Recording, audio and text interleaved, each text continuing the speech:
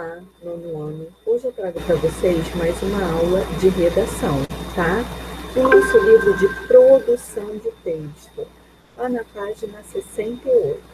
Nós vamos iniciar um novo capítulo, onde nós vamos falar de editorial, tá? Então, o que é o editorial? É um artigo em que se discute uma questão apresentando o ponto de vista do jornal, da empresa jornalística ou do redator-chefe e artigo de fundo, tá? Então, dessa forma, a gente vai ver que o editorial ele é diferente do artigo de opinião, tá? Porque o artigo de opinião, ele expressa a opinião do articulista, enquanto o editorial ele vai expressar o ponto de vista do jornal, da empresa. Então, por isso, muitas vezes ele não é nem assinado, tá? Um editorial é um artigo que apresenta a opinião de um grupo sobre determinada questão. Por causa disso, ele normalmente, como eu acabei de falar, ele não é assinado, tá bom? Então, vamos lá. Nós vamos ver aqui um editorial falando sobre o G20, tá?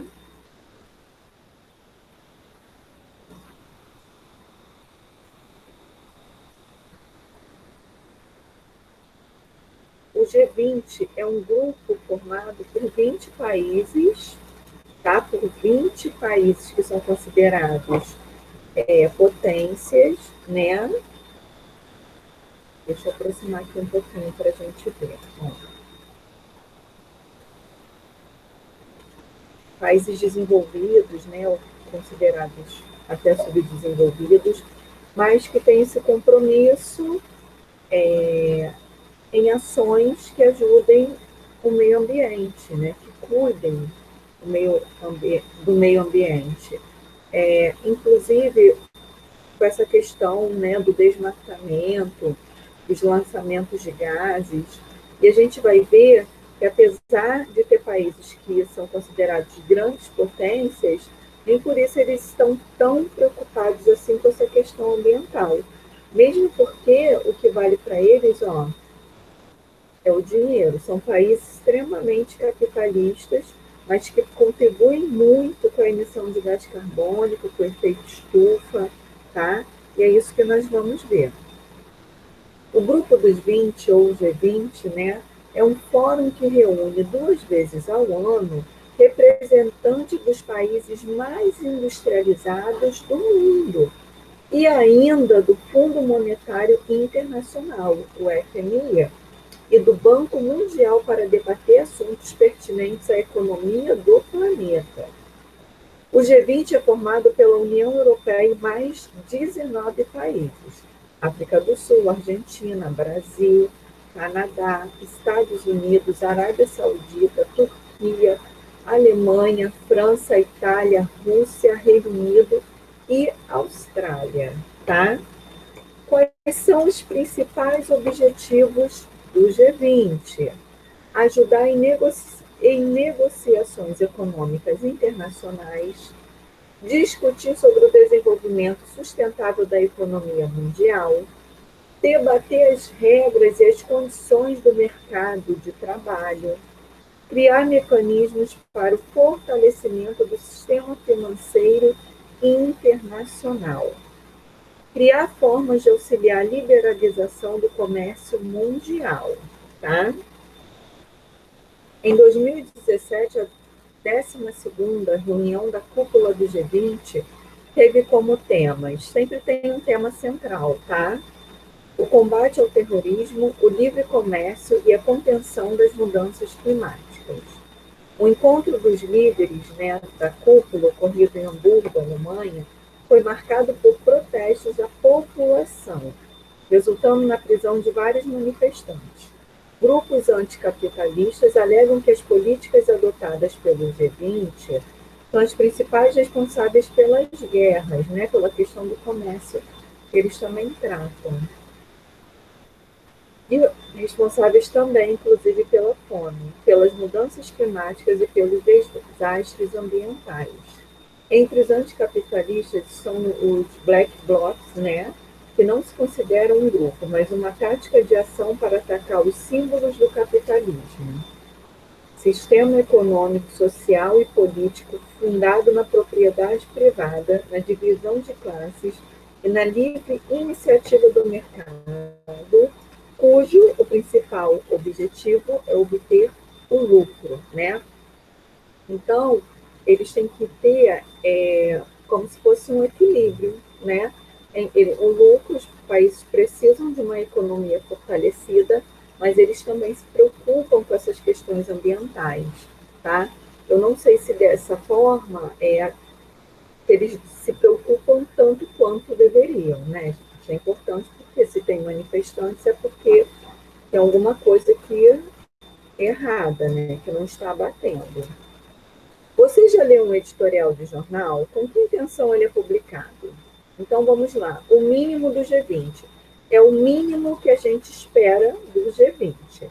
Normalmente centrado em temas econômicos, o encontro do G20, que se encerra neste sábado na Alemanha, desta vez teve agenda de forte teor político, tá?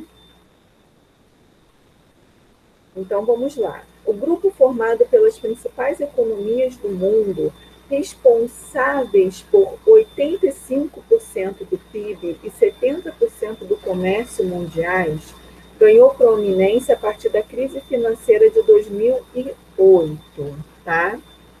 Que exigiu respostas globais coordenadas. O desafio agora é encontrar convergências em numerosa gama de assuntos, incluindo comércio internacional, imigração, segurança e mudança climática. Então, ano passado, quando a gente falou do G20, eu fui dar uma pesquisada. E eles fizeram um encontro, né, para tratar da pandemia, da questão das vacinas, da questão das economias que ficaram, né, com os grandes países, né, assim, tiveram muita dificuldade, né, nessa pandemia, a questão da economia, porque parou, o mundo parou, né, não foi só o Brasil, e eles tentaram resolver essas questões aí, tá? O desafio de agora é encontrar convergências em numerosa gama de assuntos, incluindo comércio internacional, imigração, segurança e mudança climática. A incerteza é amplificada pelos personagens envolvidos. A começar pelo presidente, americano, né? Donald Trump. E tem se distanciado da estratégia americana tradicional. Em vez da defesa da globalização e do fortalecimento de regras, o Donald ele adota uma agenda isolacionista, né? Isolando os Estados Unidos. E assim a gente viu que foi com a questão das vacinas também. Repudiou o Acordo de Paris assinado em 2015 para conter o aquecimento global e ameaça retaliar parceiros comerciais.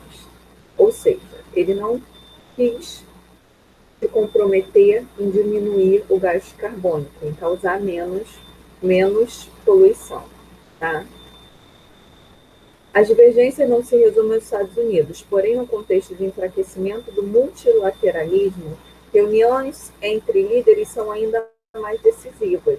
O esperado primeiro encontro entre o Donald e o presidente russo, né, o Vladimir Putin, se estendeu por 2 horas, com discussões sobre a suspeita de interferência. Teve essa questão, lembra, dos Estados Unidos? Uma intervenção russa nas eleições presidenciais americanas, a Coreia do Norte, a Ucrânia e o cessar-fogo na Síria. Em seu pronunciamento de abertura, a chanceler alemã Angela Merkel reconheceu que os debates não serão fáceis, nem todas as diferenças poderão ser sanadas.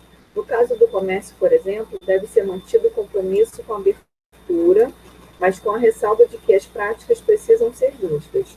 Quanto à limitação de combustíveis fósseis, o objetivo será evitar uma possível desincidência dos Estados Unidos.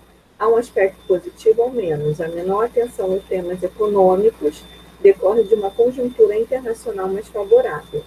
O crescimento retomou retomou, o desemprego é cadente e elevam-se a confiança e o investimento. Assegurar suficiente alinhamento de interesses para preservar a retomada econômica é o desafio do G20. Imagina agora, depois da pandemia, né? No último encontro, o Brasil foi muito cobrado pelas questões ambientais, né? Pelos incêndios lá na floresta amazônica, e eles estão, assim, trabalhando cada vez mais com essa questão de cuidar do meio ambiente, tá?